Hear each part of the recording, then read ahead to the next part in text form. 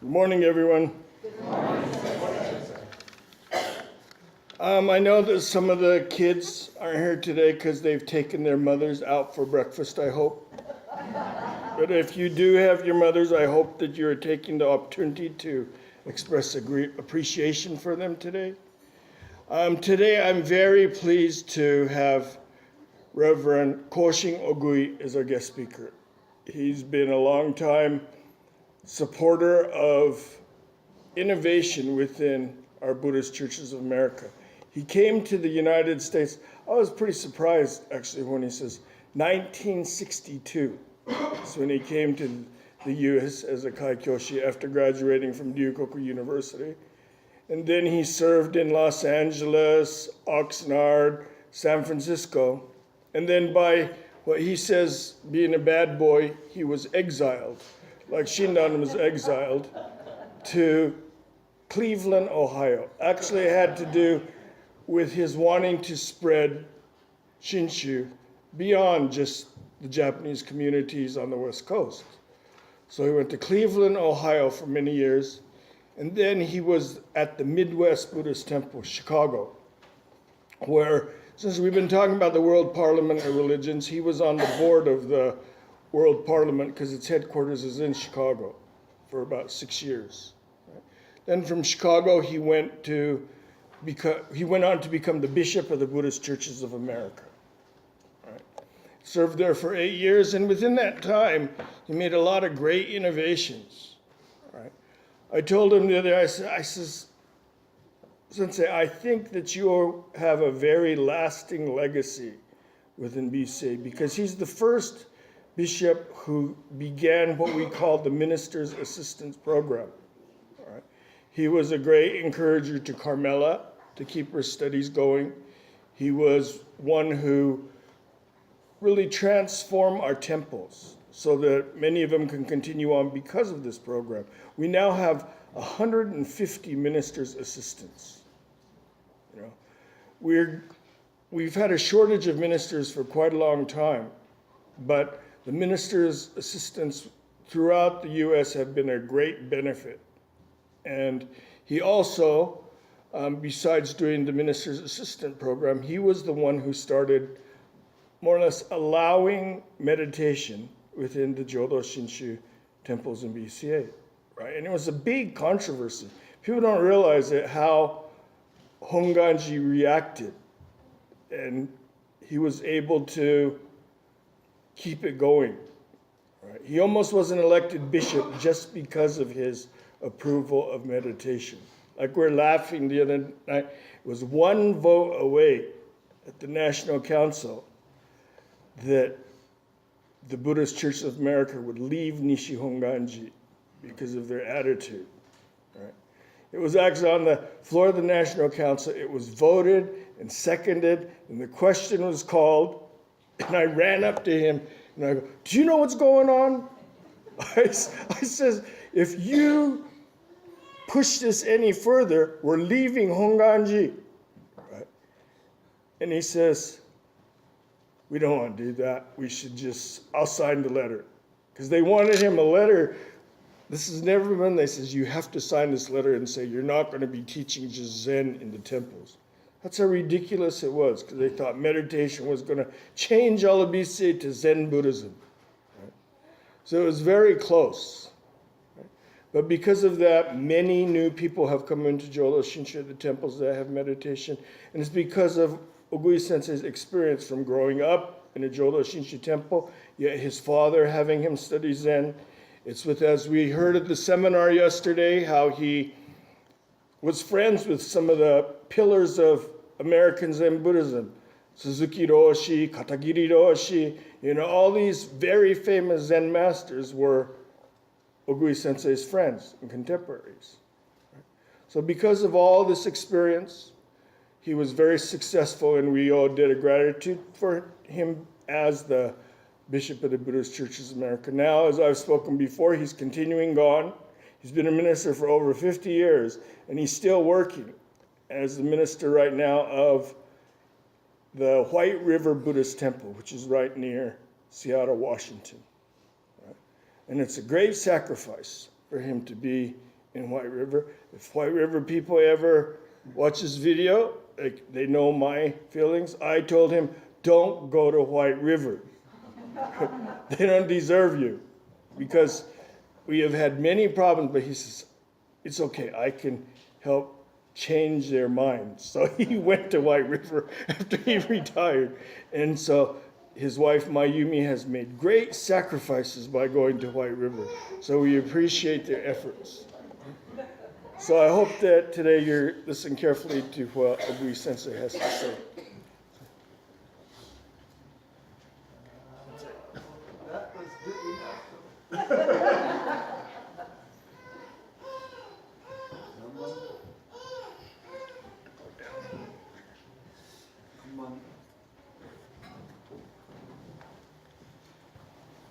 Gassho, please, palms together.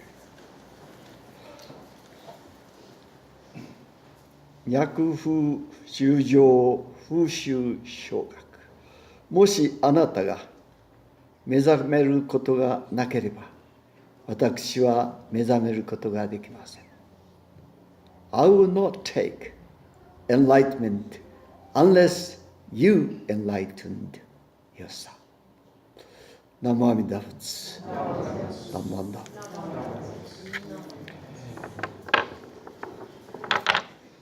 I myself enjoyed the introduction by Reverend Jerry Hirano.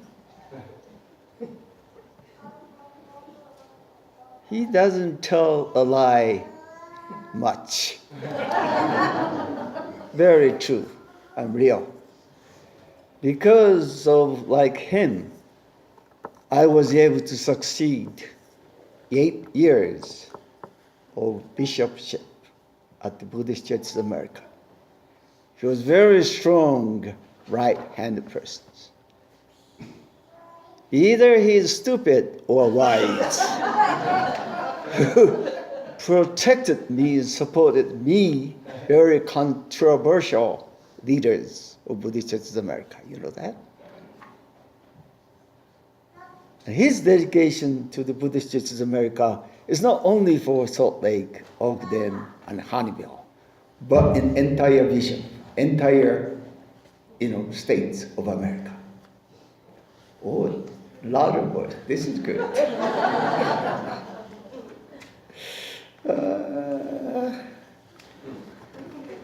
And this morning I was very, very impressed. Almost I was going to have tears. Observing, joining, participating meditation class led by Dr. Kamala, his better half. Salt Lake are not paying for her, do they? No. Very beneficial. Doctor, psychologist, devoted herself. She enjoyed it, not because of minister's wife, but she really loved it. Energy is in it, real and very true, which I am very impressed. And at the same time, I'm pleased to observe.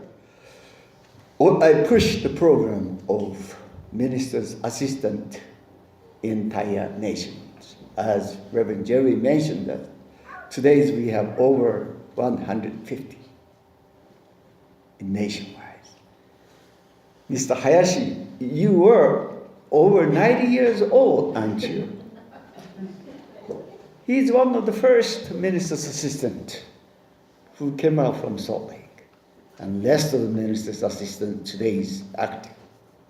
I'm very, very pleased to observe what I concentrated to succeed, which is beneficial for all the people in nationwide. That. To be a leader, it's quite a challenge. Someone will support you, someone will don't support you, someone will criticize on you. So that leader have to be ready to go through with such frictions. And have to have joy of mind, enjoy it, whatever doing it and live with it. You know that. Even in the family system, mother used to be symbolized as symbol of compassion. Father used to be symbolized as the power of wisdom, so that father used to say no, mother used to say yes. Yes and no, balanced, and children's very influenced, educated. You know, our symbol of Amida Buddha is a perfect, absolute sense of compassion and wisdom. Two power are combined, merged in an infinite sense of compassion and wisdom. Of course, today's mother becoming more strong, so that mother say no, father say yes, by reversing the situation. So everything is changing and becoming. There's no question about it. Something related with Mother's Day and memorial service of Shinran Shonin, and here memorial service, monthly memorial service of your member. I'd like to share with you summarized thoughts, something related with my mother, okay? In such a limited time. There is a sutra which is called Fubo Onjukyo, sutra which describes heavy gratitude of parent, father and mother. Of course, I don't want to go through 10 summarized gratitude, but one of 10, which I still strongly impressed or remains in my consciousness, is Kansen Fujo no On. That is gratitude of the mother and father, especially mother, who took care your filthy smell of poo-poos. Change the diaper. Oh my goodness, I don't want to do that. I have 3 sisters. When 3 sisters back to my home and taking care of all the children, you know. In front of brothers, they open the diaper and say, "Ooh, it's beautiful stuff."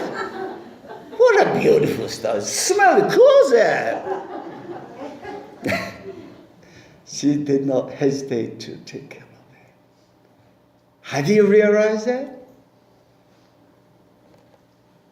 Another portion is she tasted food first before she give it to the baby. She tasted, ooh, it's too hot. Nah, that's too hot. Salty. Oh, this is good. This is good. Then mother mouse, open her mouth and feed the baby. Gratitude of such are emphasized, explained in the sutra. So here today, you never thought about it. Someone took care of you though. Huh? Yeah, you are not like what you are today. You are dirty when you do such a shit stuff.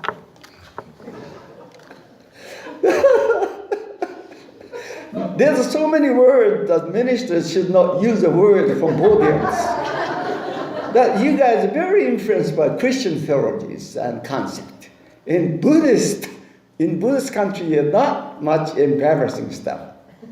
Talking about sex, talking about filthy stuff, mother, body and soul, feeding a baby. It's not embarrassing stuff, but here in purity, cultural purities, saying all kinds of stuff that ministers should not use a word from podium. But I know people love it.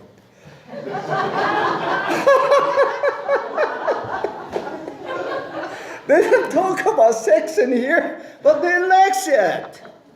But they don't talk about it. When I was at the Yale Divinity School to study Christianity, I studied Christianity for 2 years. They all openly talked at the cafeteria. Clergy to be in the future. Very brilliant, dedicated people. And talk about all kinds of things. Catholic father used to be, going to be Catholic father would say, gosh, I got in trouble with a girl. Those kind of stuff. But when lady comes into the table, they stopped, changed the subject. This guy from Japan could not understand, so kept talking. Then someone kicked my legs on the table and said, hey, Koshi, stop. So I thought, wow, interesting culture here. Not honest.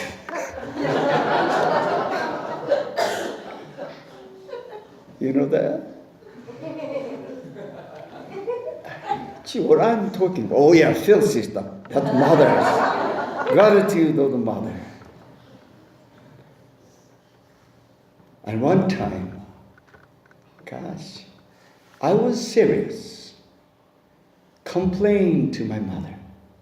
You know that? I was very much disgusted myself because one of the class, and one of the girls in my class at the 5th grade, I love that girl. But she did not love me. She does not like me either. She likes my boyfriend, friends. So with that frustration, I complained to my mother. Mother, why didn't you give me a little more nicer looks? Why didn't you give me a little more longer legs that I could compete, running to be first one? If you give me a little more brain, I could be a first one in class, my class. Then I could attract that girl. And she was quiet. I think most of teenagers says more or less like this to your mother and father, huh? Remember this. Then mother was quiet. And she said, I prayed. I wished to have such a baby, but you came out.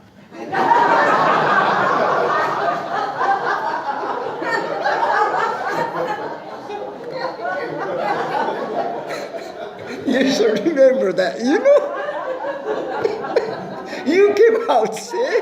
They didn't have a choice. You came out. They wish I were a boy, but you came out. You're a girl. That's great. So I thought, God, what kind of mother is she? I could not understand at all what she said. But at my age, I'm 75 years old. Okay? I smile myself. It is indeed true. Indeed true. Mother could not do anything. I came up from past life. Cause of my birth, cause of myself is I brought with me. And so on. You know that? You brought your cause to be what you are. They are very important condition to let the cause to be. Make it result, happens, to be born as human being. So you have repeated in true treasure, how they to be born into the world of human being. Now we are living it and so on. Right? Another story to stop my talk.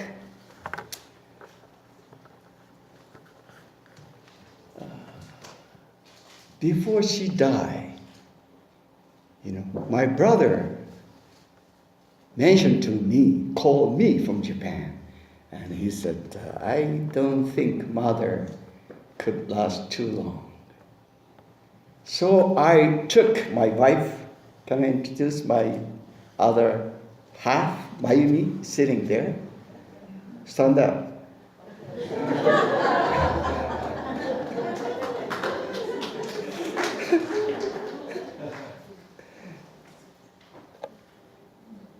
Then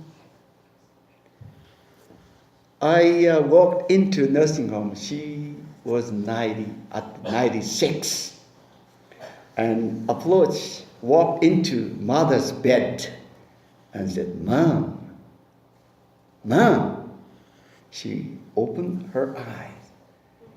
And she right away said, "Oh, you came all the way from America." The next words, can you guess what she said?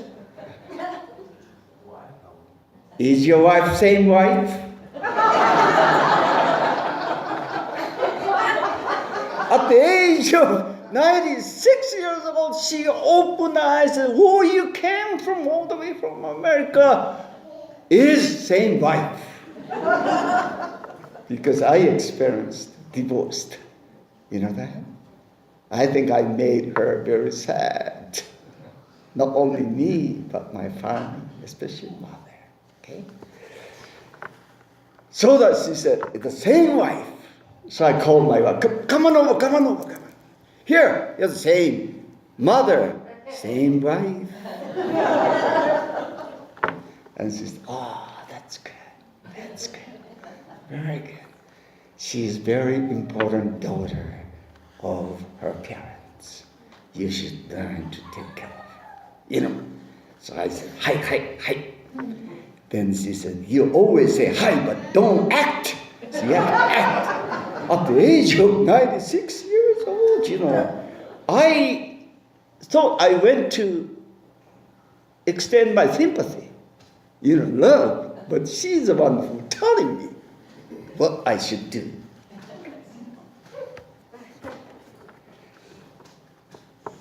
Then I came back to the United States, and my older brother called me up, and he said, "Your mom passed away."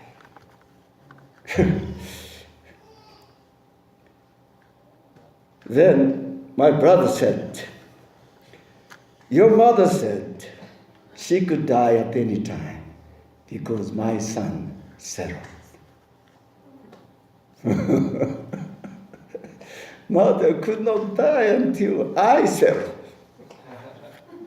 You too, though. You guys are like that.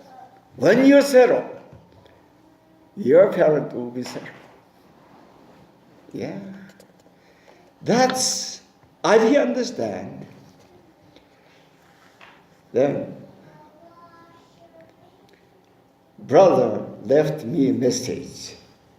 The message from her husband, who is my father. He said, "Stay where you could be useful." So I stayed in America, kept working as minister. I did not go home. Stay a place where you could be useful. Then my brother said, she smiled. Inside, and she was saying, "Now I could die because he settled." That is a vow of Bodhisattva, isn't it? 18th vow. You may study with under Reverend Jerry here on what is 48 vows and so on of Bodhisattva. Very keen, essential vow is 18th vow. Said, unless you enlighten yourself, you awaken yourself, I cannot take enlightenment. That is a wish, vow, primal vow of infinite sense of compassion, wisdom, which is the cause of universe, energy of universe, wishing you to be enlightened. Unless you enlightened, they cannot take enlightenment.